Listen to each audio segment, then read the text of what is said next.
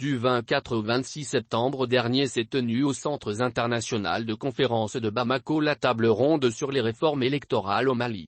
Une rencontre organisée sous l'égide du ministère de la refondation de l'État et boudée par les grosses pointures de la classe politique malienne.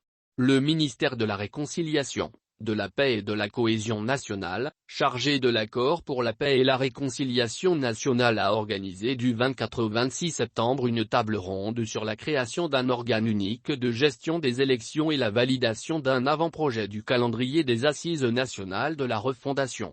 C'était aussi en présence de certains politiques et quelques associations et organisations de la société civile. Au menu de la première journée de cette table ronde, les attributions d'un nouvel organe de gestion des élections. Son mode d'organisation et son fonctionnement ont été largement débattus par les participants. Sur le plan national, et sous réserve de validation, cette structure qui sera chargée de la gestion des élections sera composée de 7 membres nommés par décret pour un mandat de 7 ans non renouvelable. Mécontents, des partis politiques, une soixantaine, ont décidé de boycotter cette table ronde qu'ils trouvent inutile. Aussi, ces partis politiques réclament le respect des délais de la transition, soit l'organisation d'élections générales le 27 février prochain 2022. Aujourd'hui, des interrogations persistent.